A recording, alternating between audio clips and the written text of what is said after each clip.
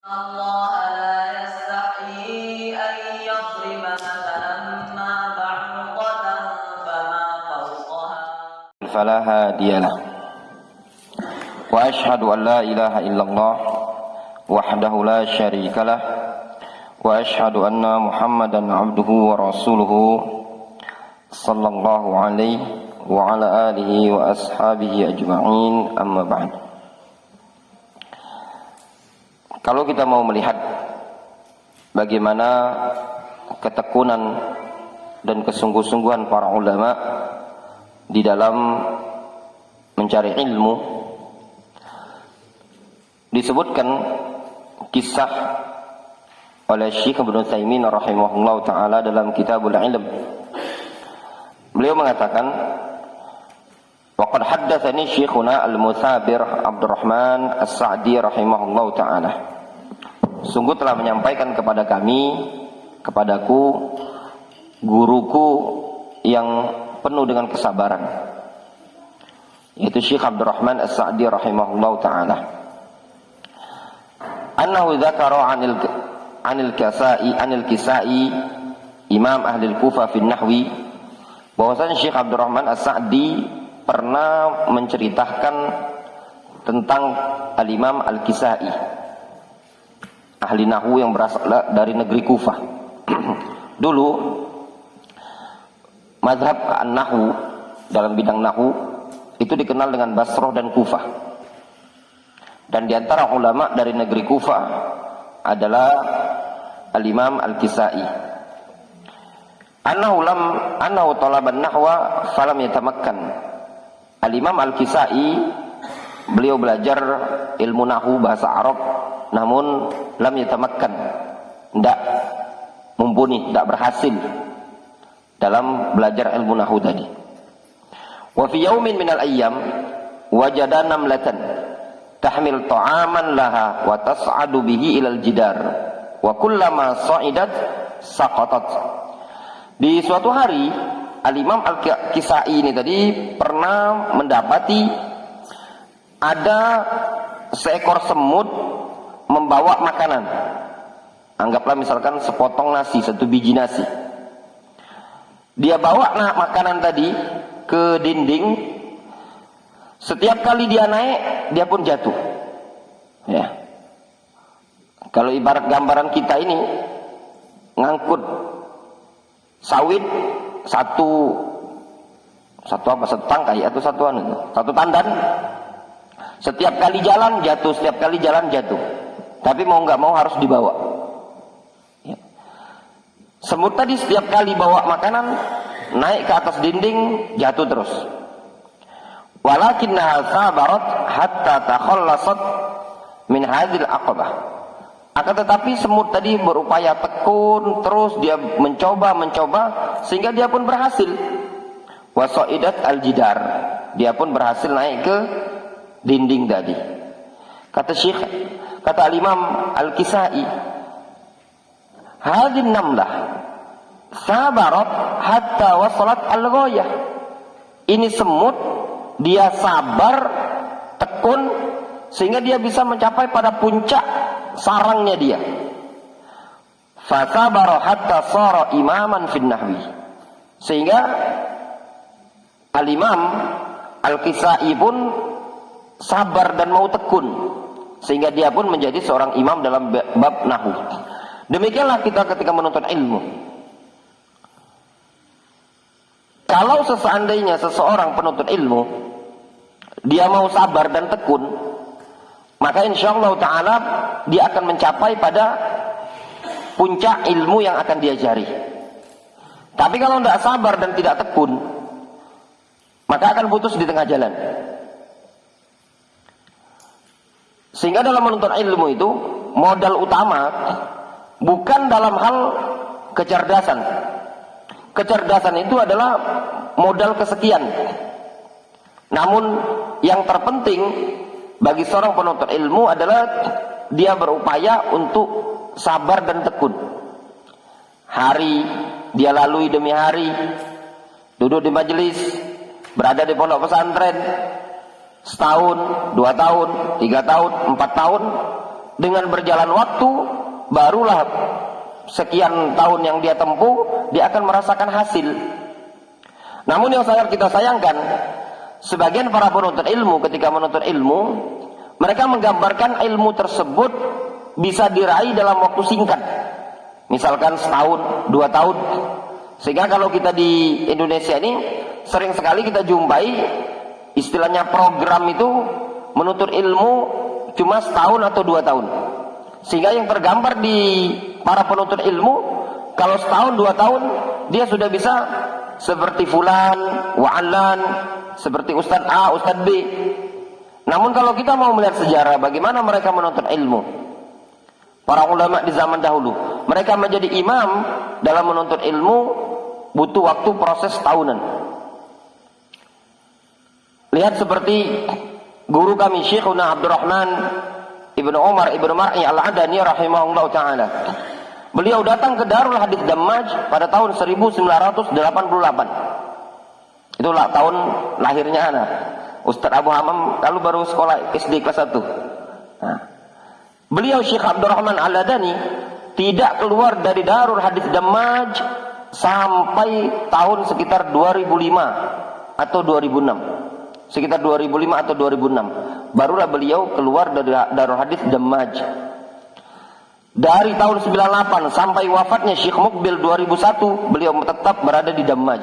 Waktu yang panjang untuk menuntut ilmu. Berbeda dengan para penuntut ilmu yang mungkin kita di zaman sekarang, ketika belajar setahun, 2 tahun, seakan-akan dia merasa sudah mencukupi. Namun kalau mau melihat apa yang dia dapati, apa yang dia hasilkan, mungkin sangat belum mencukupi dikatakan jatah sebagai talibul ilmi. Mungkin dalam waktu setahun 2 tahun masih butuh untuk memperbaiki mungkin bacaan Al-Quran, belajar ilmu nahu, mungkin masih butuh lagi dia memperdalam akidah dan yang lainnya. Sehingga para penuntut ilmu dituntut untuk sabar dalam mencari ilmu tersebut. Jangan dulu mikirkan kapan selesai. Pikirkan saja bagaimana cara dia mendapatkan ilmu tersebut. Ya. Ada faedah yang disebutkan oleh Imam Ibnu Qayyim rahimahullah ta'ala berkaitan dengan ilmu tersebut. Butuh kesabaran dalam mencurahkan, mengorbankan usaha. Kata Imam Ibnu Qayyim dalam kitab Miftah Daris Sa'adah, beliau mengatakan, amma sa'adatul ilmi fala yurithuka iyaha illa badlul wus'i. Adapun kebahagiaan ilmu itu tidak akan engkau warisi, tidak akan engkau dapatkan melainkan dengan mengorbankan usaha. Ada perjuangan. Wa sadaqut talab, jujur dalam mencari. Wa sihatun niyah, dan bagusnya niat. Itu modal utama. Harus ada badlul wus'i, betul-betul berupaya mengorbankan segala kemampuan. Menghafal, hadir di majelis ilmu, memahami, memurajaat. Bekal yang dibutuhkan bagi seorang talibul ilmi kalau dia ingin berhasil, yang pertama adalah upaya untuk hudurul majalis, hadir di majelis ilmu tersebut. Yang kedua, al-istima' wa husnul insaf, dengarkan baik-baik. Kemudian al-faham, difahami baik-baik. Kemudian al-hifdz, dihafalkan. Kemudian al-amal bihi, dan mengamalkan ilmu tersebut. Nah, kalau sudah menempuh poin-poin ini tadi, seseorang dalam menuntut ilmu, walaupun tidak mendapatkan gelar akademik, maka insyaallah ta'ala dia akan mendapatkan ilmu tersebut. Ilmu itu nggak bisa dipoles dengan, kalau kita di zaman sekarang ya gelar, mau dia sarjana, mau dia S2, S3, kalau orang tersebut tidak ada isinya, tidak akan bisa terangkat. Al-ilmu, kata Imam Syafi'i, al-ilmu yarfa' sahibahu. Ilmu itu mengangkat sahibahu. Walau waladatu aba'ul li'amu. Meskipun dia dilahirkan dari keturunan yang teranggap hina. Namun dengan ilmu tersebut bisa terangkat. Harus ada perjuangan, pengorbanan, ya. Harus berupaya untuk menghafal, memahami. Sebagaimana kata seorang penyair, fakul limurji ma'alil umur bighairi ijtihadin rajautal muhala.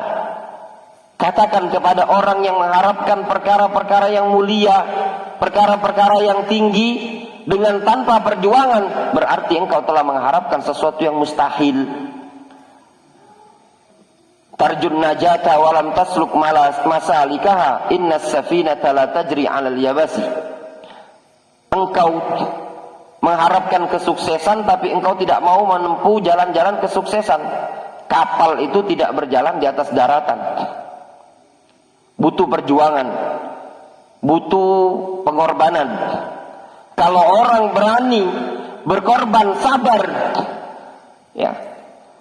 Orang dalam mencari ilmu dunia siap sabar 5 tahun untuk mendapatkan gelar seorang dokter, sabar 5 tahun untuk mendapatkan gelar sarjana teknik. Kenapa kita tidak bisa sabar bertahun-tahun untuk mendapatkan ilmu, yang mana ilmu tersebut bersumber dari Nabi alaihi salatu wassalam, yang diturunkan dari Allah Subhanahu wa taala melalui Jibril kepada Nabi alaihi salatu wassalam, warisannya para nabi. Lihat kisah. Disebutkan suatu kisah tentang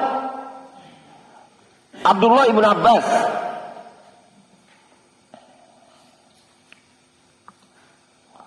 Bagaimana Abdullah ibn Abbas, beliau menuntut ilmu dengan penuh perjuangan.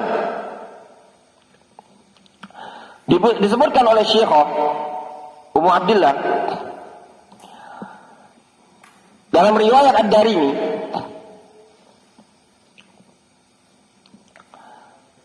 tentang kisah Abdullah ibn Abbas.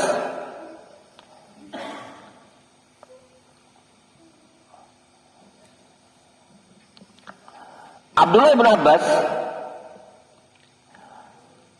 lama tuwfiya Rasulullah SAW, qala li rajulin minal ansar.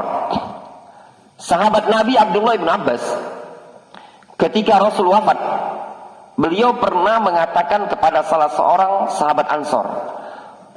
Rasul wafat, Abdullah ibn Abbas ketika itu lebih kurang umur beliau sekitar 12 tahunan lah. Masih anak-anak, mungkin seumuran kelas 1 SMP atau kelas 6 SD. Kata Abdullah bin Abbas kepada salah seorang sahabat Ansor, ya fulan, wahai fulan, halumma, maknanya aqbil, ayo, falanas'al ashaban Nabi SAW fa innahumul yaum katsir.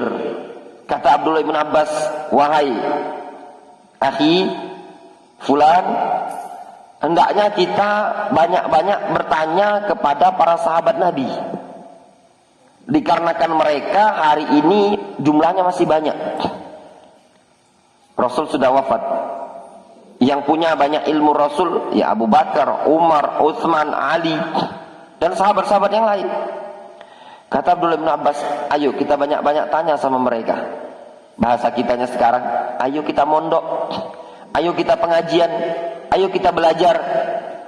Faqal, kata seorang sahabat tersebut, atau salah seorang Ansor tadi, dia mengatakan, wa ajabalaka ya ibn Abbas, alangkah mengherankannya engkau ini wahai Ibnu Abbas.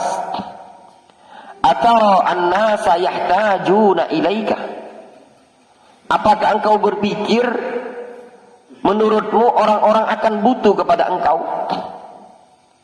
Wa fin nas min ashabin Nabi sallallahu alaihi wasallam man tara, Di tengah-tengah umat ini masih banyak sahabat senior-senior. Engkau lihat ada fulan. Kalau zaman kita sekarang ini ada 2 orang anak kecil mungkin, dia bilang, ayo kita mondok. Satunya bilang, untuk apa mondok? Kan masih banyak ustadz. Antum pun mondok, tidak mungkin orang tanya sama antum tentang sholat, pasti tanya sama Ustadz Abu Hamam. Tidak. Kalau antum yang misalkan cuman kajian, diajak kawan, ayo kita ikut pengajian, belajar. Tidak usah lah. Memang antum ada orang mau belajar sama antum? Tidak mungkin orang belajar sama antum. Orang belajarnya ke Ustadz fulan. Fataraka dzalik. Seorang Ansar ini tadi meninggalkan, atau Abdullah bin Abbas meninggalkan dia. Orang tersebut tidak mau belajar. Wa aqbaltu 'alal mas'alah. Kata Abdullah bin Abbas, aku pun melangkah maju untuk bertanya kepada para sahabat. Kata Abdullah bin Abbas, fa in kana la yablughuni al hadits 'anil rajul fa'atihi wa huwa qailun. Sungguh sampai membawa aku dalam rangka untuk bertanya tentang hadis dari seseorang yang perlu aku datangi. Ketika itu orang tersebut sedang tidur siang. Dapat informasi ada si fulan memiliki hadis yang tidak dihafal oleh Abdullah bin Abbas. Didatangi sama dia, orang tersebut, sahabat tersebut sedang tidur siang. Fa'atasawwadu ridai ala babihi.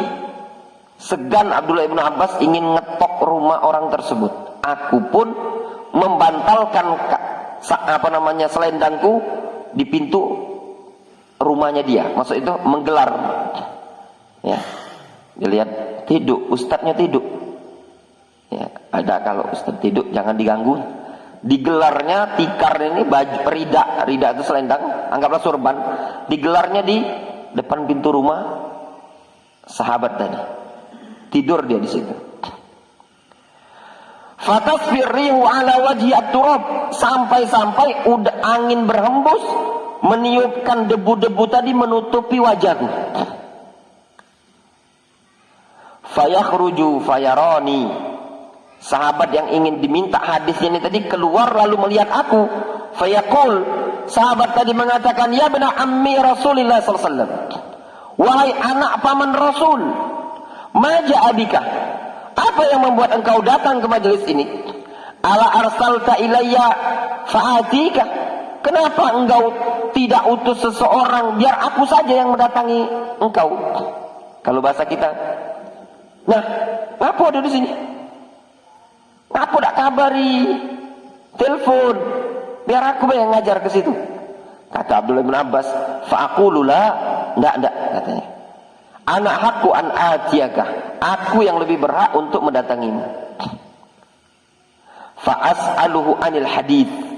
Kata Abdullah bin Abbas, aku pun bertanya kepada dia tentang hadis.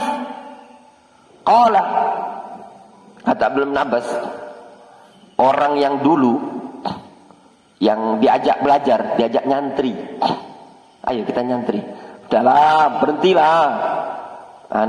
Umur masih muda, mendingan kita belajar. Nah, tidak mau dia diajak belajar. Kata Abdullah bin Abbas, fabaqiya rajul hatta yarani wa qad ijtama'an nasu alayya. Orang tersebut masih hidup dalam keadaan ketika itu orang-orang sedang mengerumuni aku untuk minta ilmu kepada Abdullah bin Abbas. Faqal, dia mengatakan, kana hadzal fata aqal minni. Ini pemuda lebih cerdas dibandingkan aku. Antum lihat di sini. Orang tersebut mengatakan apa? Tentang Abdullah bin Abbas, ini orang lebih cerdas dibandingkan aku. Kapan orang ini ngomong? Kapan? Setelah Abdullah bin Abbas menjadi rujukan bagi umat setelah duduk mengajar di majelisnya Abdullah bin Abbas. yang dulunya masih kecil bocah. Antum-antum, ya, baik ikhwan remaja atau yang akhwat, hari ini mungkin tidak teranggap, ya. Namun nanti di hari kemudian, setelah duduk di majelis, ya, antum berbicara, orang-orang diam mendengarkan. Di situ orang yang kawannya antum dulu ketika diajak belajar, baru dia akan menyesal. Duai kiranya aku dulu belajar seperti sebulan. Kata seorang penyair, ta'allam ya fata wal udu ratbun wa jismuka layyinun hasbuka bil ilmi syarafan wa izzan sukutul hadirin wa anta qailu. Kata seorang penyair, cukuplah belajarlah wahai para pemuda, mumpung masih ada kesempatan, badanmu masih kuat. Cukuplah kemuliaan bagimu dengan ilmu tersebut, tatkala engkau berbicara, orang lain diam mendengarkan apa yang engkau sampaikan. Sebagian orang, ya, akan merasakan penyesalan ketika melihat kawannya berada pada puncak dibutuhkan oleh masyarakat dalam ilmu tersebut.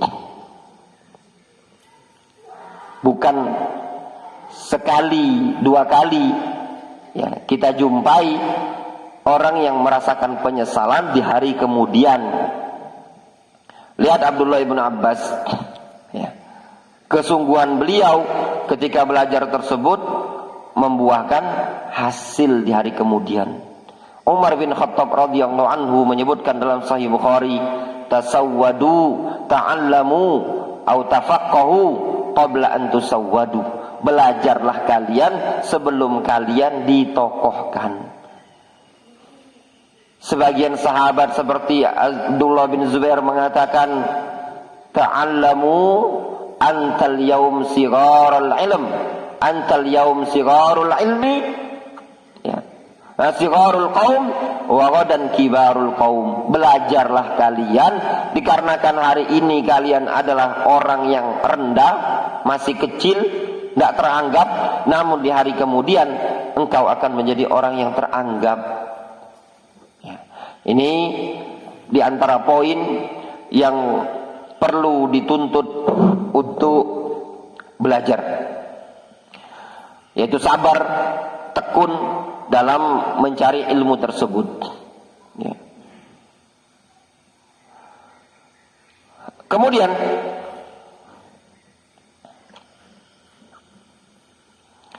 di antara bentuk kesabaran yang harus ditempuh oleh seorang penuntut ilmu ketika menuntut ilmu adalah al-hirsu ala jazbi uluwil himma wa tahrikin nufus. Semangat, ya, untuk membakar atau sabar dalam membakar semangat, ya. Jadikan diri kita tersebut semangat dalam menuntut ilmu. Jangan merasa bosan dalam menuntut ilmu. Nah, ini tadi tugas penuntut ilmu dan tugas kita semua. Bagaimana caranya kita itu semangat terus belajarnya. Kalau kita mau melihat bagaimana perjuangan mereka dalam menuntut ilmu, ya, tidak goyah, semangatnya terus sampai mati. Al-Imam Abdullah ibn Mubarak pernah ditanya, ila mata tatlub al-ilm, sampai kapan engkau mencari ilmu seperti ini? Kata Abdullah ibn Mubarak, hatta al-mamat insyaallah, sampai mati insyaallah. Ya. Ingat, mencari ilmu itu sampai mati.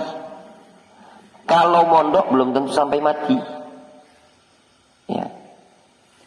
Karena tidak setiap orang bisa berada dalam pondok pesantren. Tapi menuntut ilmu, upayakan sampai mati, ya. Jadi dulu kita ingat di awal-awal kita mondok, jadi ada seorang ikhwan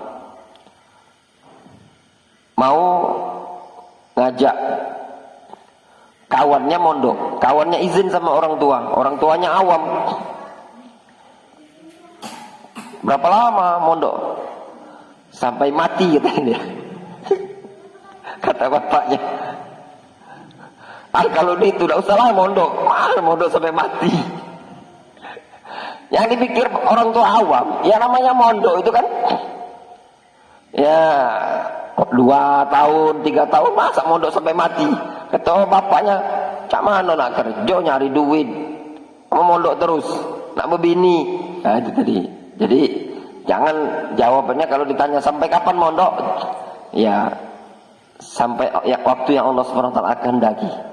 Ya, aman belajar tanamkan tekad sampai mati. Ya, bahkan dulu ada kisah Al-Imam Ibnu Jarir At-Tabari, ketika beliau akan meninggal dunia, sakit yang akan menyebabkan kematian, beliau dikunjungi oleh murid-murid beliau.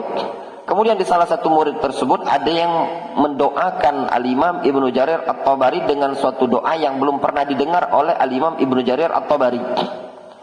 Kemudian Al-Imam Ibnu Jarir dalam kondisi sakit parah tersebut, beliau mengatakan kepada murid-muridnya, atuni mihbaratan wa waraqatan, datangkan kepadaku tinta dan kertas, ingin dicatat doa tadi.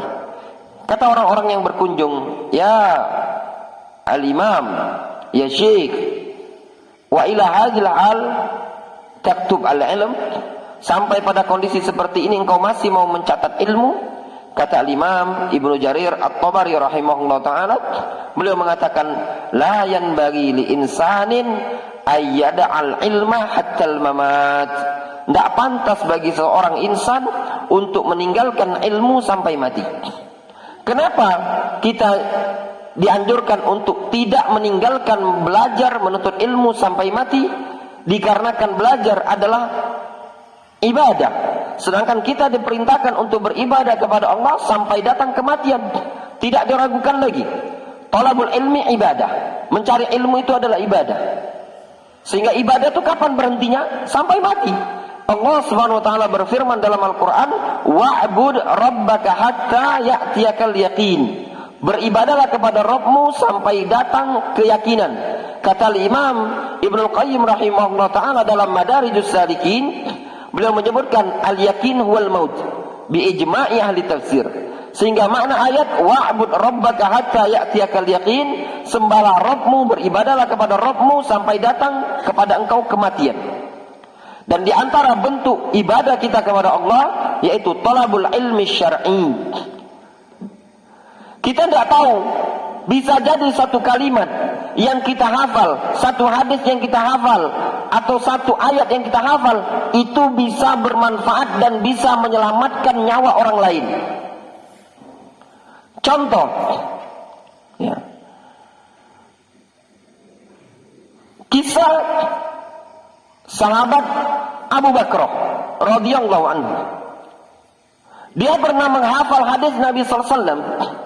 Rasul pernah mengatakan ketika Rasul menggendong Al-Hasan ibnu Ali bin Abi Thalib di atas mimbar di masjid Nabi sallallahu alaihi wasallam. Rasul pernah mengatakan, inna bani hadza sayyid wa sayuslihu Allahu bi bainal fi'atain azimatain minal muslimin.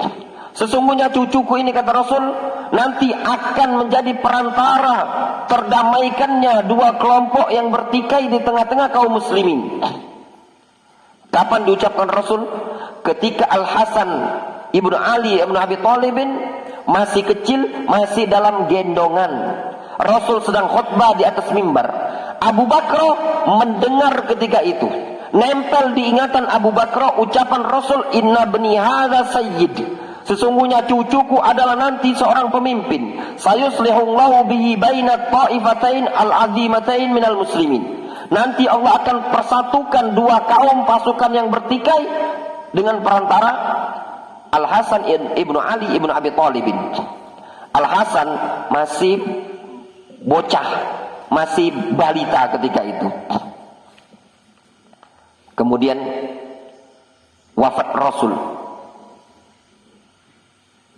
Dilanjutkan pada masa Abu Bakar, dilanjutkan masa Umar. kemudian Utsman, kemudian Ali. Dari masa Abu Bakar, khalifah yang pertama, ke masa Ali bin Abi Thalib lebih kurang 30 tahun, kurang 4 bulan. Itu yang disebut dengan khilafatun nubuwah. 30 tahun kurang 4 bulan. Wafat Ali bin Abi Thalib, tampuk pemerintahan dipegang oleh Al-Hasan ibnu Ali ibnu Abi Thalibin. Dia yang memimpin ketika itu. Terjadi fitnah. Sebagian masyarakat muslim ketika itu membaiat Muawiyah bin Abi Sufyan. Sebagian lagi tetap kokoh dengan pemimpinan oleh Al-Hasan ibnu Ali bin Abi Thalib. Kapan terjadi? 30 tahun setelah wafatnya Rasul. Bukan waktu yang singkat 30 tahun itu tadi. Lama. Ini hadis diucapkan oleh Rasul ketika apa? Rasul masih hidup. Lebih dari 30 tahun. Nempel di benaknya Abu Bakar. Dan betul-betul ketika itu terjadi pertikaian Muawiyah bin Abu Sufyan dengan pasukannya seluas mata memandang, Al-Hasan bin Ali bin Abi Thalib dengan pasukannya seluas mata memandang. Sudah siap bertempur ribuan. Kalau terjadi itu pertumpahan darah sesama kaum muslimin. Ya. Dia muslim saja, kalau terjadi pertumpahan darah dan ada yang meninggal 1 orang saja, itu tidak setara darahnya, nyawanya dia dengan Ka'bah. Rasul mengatakan la zawalu Ka'bah ahwanu indallahi min qatli rajulin muslimin. Hilangnya Ka'bah itu lebih ringan di sisi Allah dibandingkan terbunuhnya nyawa seorang muslim. Atau bayangkan Ka'bah itu tadi hancur, hilang di muka bumi. Kata Rasul, itu lebih ringan dibandingkan 1 orang muslim terbunuh. Bagaimana kalau seandainya yang terbunuh sekian ratusan kaum muslimin yang di medan tempur ini tadi? Tiba-tiba datang Abu Bakar menjumpai Al-Hasan agar Al-Hasan bin Ali bin Abi Thalib ini tadi mundur dari jabatannya. Serahkan saja ke Muawiyah supaya terjadi persatuan. Kemudian Abu Bakar mengatakan, "Ya Al-Hasan, sami'tun Nabiyya sallallahu alaihi wasallam." Aku mendengar Nabi sallallahu alaihi wasallam wa huwa 'alal minbar, ketika itu Rasul di atas mimbar. Inna bani hadza sayyid wa sayuslihu Allahu bihi baina ta'ifatain al-'azimatain minal muslimin. Rasul mengatakan sesungguhnya cucuku adalah pemimpin yang nanti Allah akan menjadikan dia sebagai perantara terdamaikan 2 pasukan yang bertikai di kalangan kaum muslimin. Kata Al-Hasan, kalau begitu aku akan mundur dari jabatan tersebut dan diserahkan kepada Muawiyah. Bermanfaat bukan? Terselamatkan nyawa ribuan kaum muslimin dengan 1 hadis Nabi SAW. Kata Imam Ibnu Mubarak rahimahullah ta'ala, la'allal kalimah allati tanfa'uni lam aktubha ba'du. Barangkali ada 1 kalimat yang bermanfaat bagiku yang belum aku catat. Makanya Abdullah bin Mubarak pernah mengatakan, belajar itu apa? Dari kecil sampai menjelang wafat. Kenapa? Dikarenakan bisa jadi ada 1 kalimat yang bermanfaat bagiku dan belum aku catat, belum ku ketahui. Ima manfaat untuk kita ataupun manfaat untuk orang lain, kita tidak tahu. Ya. Dan yakinlah para penuntut ilmu yang dimuliakan oleh Allah Subhanahu wa taala. Kalau kita mau melihat, maaf bukan mau merendahkan pendidikan akademik, ya. Di zaman sekarang ini orang yang bergelar sarjana, pengangguran itu banyak. Ya. Dengan pendidikan yang ada pada dia. Sarjana ekonomi, ada sarjana komputer, ada teknik sipil, ada teknik mesin, ada pertanian, ada elektro. Ya, terlalu banyak. Coba kita lihat orang-orang yang punya ilmu tentang Al-Quran. Nggak usah jauh-jauh Al-Quran, 15 juz. Nggak usah pinter nahu, nggak usah pinter sorof, nggak usah pinter ilmu mustalah hadis, usul fikih, cuman modal Al-Quran dengan tajwid yang bagus, 15 juz. Lihat berapa banyak ada player brosur, dicari guru pengampu tahfidzul Quran, minimal hafalan 5 juz, 10 juz, 15 juz, apalagi 30 juz. Sangat dibutuhkan. Nggak susah yang seperti itu. Ada ijazah itu belakangan, ya, belakangan. Dan rezeki itu bukan bergantung pada ijazah sebenarnya. Rezeki itu bergantung pada skill. Sebab utama itu bukan ijazah. Sebab utama untuk mendapatkan rezeki ada skill. Ya enggak? Ada orang nggak punya ijazah sarjana, tapi bisa bekam, buka dia klinik bekam. Ya enggak? Ada orang punya kemampuan